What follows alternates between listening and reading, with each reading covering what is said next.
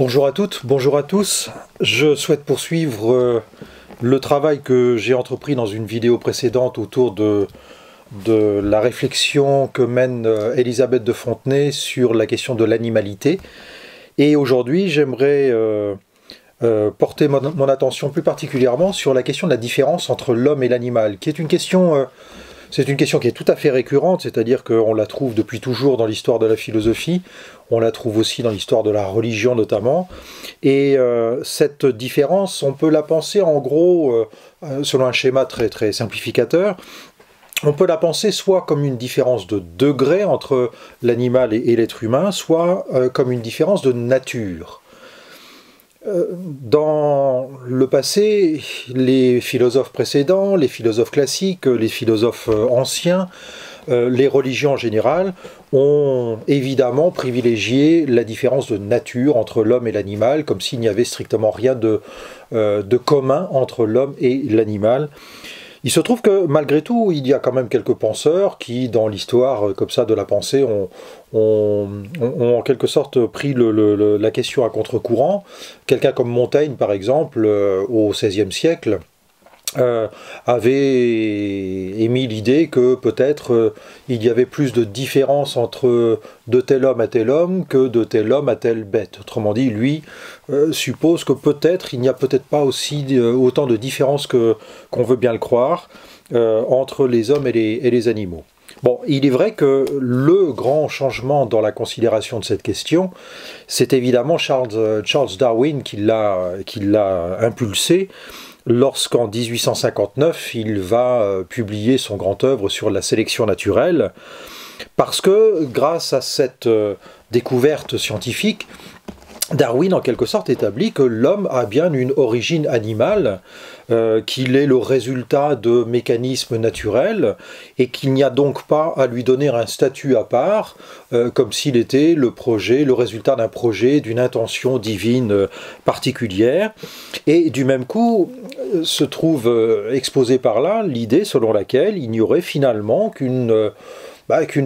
différence de degré entre les animaux et les hommes, se traduisant par le fait que nous soyons les cousins des grands singes par exemple, à savoir que à partir d'un ancêtre commun, deux voies se sont séparées, d'un côté cela a donné les singes et puis de l'autre côté ça a donné l'être humain. Alors cette thèse, donc, cette thèse, ou du moins cette manière d'envisager le problème a été évidemment confirmée par des sciences beaucoup plus récentes et par des découvertes beaucoup plus contemporaines, notamment par exemple avec la neurologie qui a permis d'établir des corrélations entre le fonctionnement du cerveau et certains types d'activités ou certains types d'activités mentales en particulier. Et donc on sait que par exemple des zones du cerveau comparables à celles de l'être humain se trouvent mobilisées dans certaines activités de différents singes par exemple. La génétique également a permis de mettre en évidence que nous étions en effet des parents proches, en particulier encore une fois des singes. Et on sait, on cite souvent ces chiffres qui sont très impressionnants, comme quoi le chimpanzé par exemple aurait 98,5% ou quelque chose d'approchant de gènes identiques à l'être humain, et du même coup donc on se rend compte que finalement la parenté est tellement proche qu'il n'y a pratiquement pas de différence. Alors c'est là qu'est le problème précisément, parce que d'un côté, il faut bien admettre, et c'est ce que Elisabeth de Fontenay soutient, il faut bien admettre que ces découvertes scientifiques, elles nous font du bien d'une certaine manière, elles sont tout à fait salutaires parce qu'elles nous remettent à notre place vis-à-vis de l'orgueil dont nous avons l'habitude de faire preuve depuis toujours vis-à-vis des animaux. Je citerai un petit extrait d'un livre dont j'ai déjà parlé qui est « Sans offenser le genre humain ». Et dans ce petit extrait, précisément, elle nous dit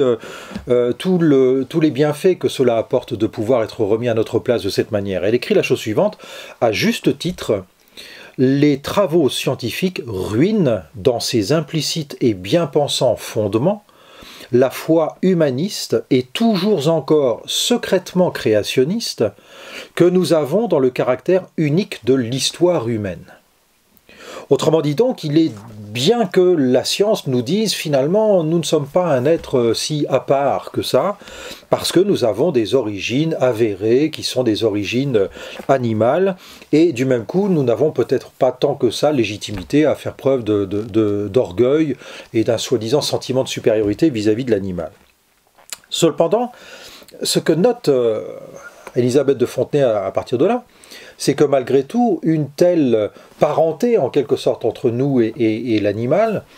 doit nous mettre en garde malgré tout d'éliminer, de nous débarrasser de toute forme de particularité dans la notion même d'humanité. Autrement dit, pour elle, ce qui est en jeu dans ce genre d'effacement des frontières, si je puis dire, entre l'homme et l'animal,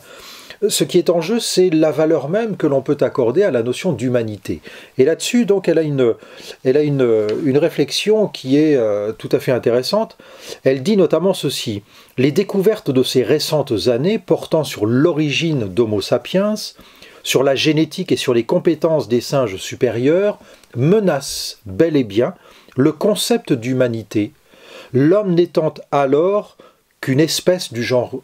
Homo. » Alors, cette expression, elle est très importante parce que, en fait, donc, sans doute doit-on être d'accord avec les découvertes de la science qui nous montrent cette parenté animale évidente, et dans le même temps, Élisabeth de Fontenay revendique le fait qu'on ne doit pas pour autant relâcher notre attention sur la spécificité de la notion même d'humanité, sur ce qui fait que, eh bien, au bout du compte, nous sommes bien des êtres humains et pas seulement des animaux, en quelque sorte. Et c'est là que le problème qu'elle met en évidence, c'est celui notamment du fait que un savoir scientifique, tout pertinent qu'il soit, n'est pas nécessairement le plus légitime à définir les valeurs par lesquelles nous nous définissons nous-mêmes.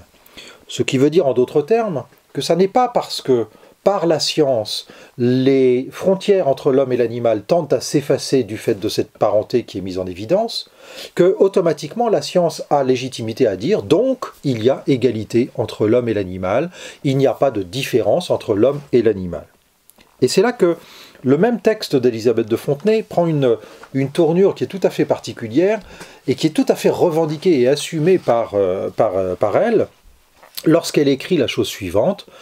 une décision, et elle l'écrit en italique pour insister, une décision doit être cependant maintenue avec fermeté, qui impose de disjoindre deux interrogations hétérogènes, celle de l'origine de l'homme et celle de la signification de l'humain. Autrement dit donc, eh bien, à la différence en quelque sorte d'autres philosophes ou d'autres penseurs qui pourraient éventuellement avoir intérêt à confondre un peu les deux dimensions, Élisabeth de Fontenay nous invite à bien comprendre que ce qu'elle appelle l'origine de l'homme, c'est bien cet objet propre à la science et qui nous montre qu'en effet, par la sélection naturelle, par tout un ensemble d'événements tout au long de l'histoire de la nature, est apparu à un moment un être qui va devenir l'être humain, sans doute. Et donc de ce point de vue-là, eh bien, il n'y a pas de différence à faire entre l'homme et l'animal, puisque nous avons subi, nous avons connu des mécanismes de la nature exactement de la même manière. Mais en revanche, il ne faut pas confondre donc cette notion d'origine de l'homme, du genre homme, avec la signification de l'humain, c'est-à-dire avec ce que cela veut dire d'être un être humain et pas un animal. Et c'est de ce fait-là que, en fait, avec Élisabeth de Fontenay, on est donc invité à bien comprendre que si on peut établir une différence, en quelque sorte une différence quantitative homme-animal sur la question de l'origine de l'homme, peut-être que l'être humain c'est un être qui a eu un développement qui va être beaucoup plus complexe. La complexité de l'être humain dans l'histoire de l'évolution naturelle sera telle qu'en effet on pourrait considérer qu'il y a une forme de différence quantitative entre l'homme et l'animal. En réalité, à cela, donc à une telle différence de degré, eh bien, Élisabeth de Fontenay cherche à substituer une différence que l'on pourrait appeler plutôt une différence qualitative, c'est-à-dire une différence de nature. Comme si, en quelque sorte, il y avait comme on dit aujourd'hui comme s'il y avait une sorte de gap sauté en quelque sorte par l'être humain, par le développement de ses facultés, et bien d'une certaine manière, l'être humain en arrive à une réalité qui est finalement incomparable avec la réalité de l'animal, quand bien même il s'agirait de nos cousins les plus proches. Donc, en somme, chez l'être humain, on doit pouvoir considérer que quelque chose, en quelque sorte, fait rupture. C'est ce que Elisabeth de Fontenay appelle la singularité anthropologique. Et d'ailleurs, elle l'exprime par une phrase, elle l'a exprimée dans une interview qu'elle a donnée sur France Inter il y a quelques mois, et elle l'a exprimée en utilisant une distinction conceptuelle qui est tout à fait simple, tout à fait intéressante, qui semble sonner qui sonne presque comme un jeu de mots, mais qui est très parlant au bout du compte. Elle a dit la chose suivante: Homo sapiens est une déviation en même temps qu'une dérivation. Alors ces deux mots en quelque sorte sont très très intéressants parce que Homo sapiens c'est une dérivation. Autrement dit, Homo sapiens c'est bien dans le prolongement d'une évolution naturelle qui d'un côté a pu donner, à partir d'ancêtres communs, d'un côté a pu donner les singes et puis d'un autre côté a pu donner l'être humain. Bon. Donc simple dérivation. Mais dans le même temps, Homo sapiens c'est également une déviation. C'est-à-dire quelque chose de tout à fait autre, de tout à fait différent, qui est à côté, en quelque sorte, de l'animal. Et si l'on veut donner une petite idée de ce qui fait cette originalité, cette nature propre, en quelque sorte, de l'être humain, même si elle est extrêmement difficile à établir et à démontrer, eh bien, on peut la trouver notamment dans le phénomène du langage. Alors, quand on parle de langage, on a souvent tendance à penser, oui, mais les animaux aussi, ils ont du langage, ils communiquent entre eux. Oui, mais c'est pas la même chose de dire qu'ils auraient du langage et de dire qu'ils communiquent. Tous les animaux, ou pratiquement, ont des formes de communication. Ils sont dans un monde bien particulier, ils sont sensibles à tout un tas de choses, ils ressentent du danger, etc. Et donc, ils ont évidemment de la communication. Et de ce point de vue-là, ils ne disposent pas exactement de ce que l'on appelle le langage, au sens humain du terme, d'échange de discours, etc. Mais ce n'est pas exactement sur la dimension de moyens de communication qu'Elisabeth de Fontenay évoque le langage. En réalité, dans cette même interview qu'elle a pu donner sur France Inter,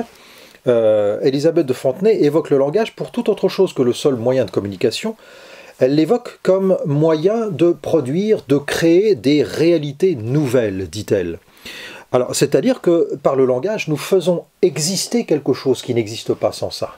et qui n'existe que par le langage, d'une certaine manière. Nous inventons des règles, nous inventons des lois, nous les écrivons dans des textes officiels, nous écrivons des œuvres, nous pouvons établir du dialogue, nous pouvons tenir un discours pour être adressé à des gens qui écoutent, nous avons des discussions, bref, avec l'usage que nous avons du langage, il y a en quelque sorte un monde proprement humain qui se constitue par ce langage. Et c'est ce qui fait que, du même coup, le monde proprement humain, par le langage notamment, par tout ce qui est établi grâce à ce moyen de communication, ce monde proprement humain n'est pas réductible à l'histoire naturelle, comme nous devrions le considérer pour les animaux en général. C'est-à-dire que, grâce au langage, nous nous sortons en quelque sorte, grâce aux règles que nous instituons, grâce aux principes que nous élaborons, eh bien, nous élaborons, nous instituons en quelque sorte une réalité qui nous est propre et qui du même coup nous fait sortir de la seule évolution naturelle en quelque sorte. Et voilà pourquoi, là encore, toujours dans cette interview,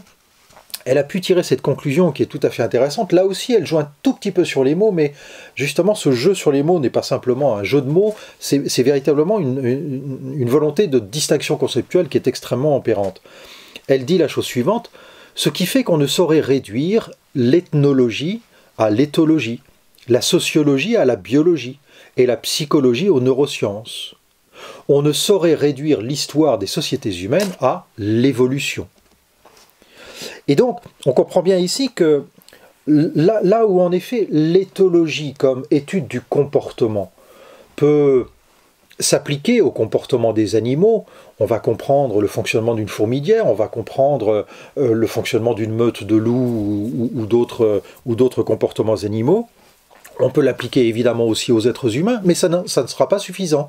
Parce que dans le comportement humain, il n'y a pas que simplement du comportement, qui serait en quelque sorte naturellement déterminé, qui serait déterminé par l'environnement, etc., ou par la relation aux autres. Il y a aussi tout ce qui va être créé par les règles culturelles. Donc il nous faut de l'ethnologie. Les distinctions culturelles ne peuvent être prises en compte que par de l'ethnologie. De la même manière, si la biologie nous permet de comprendre les mécanismes du vivant, on ne peut pas comprendre le comportement humain par les seuls mécanismes du vivant. Il nous faut comprendre les relations sociales, les règles, les interdits, etc.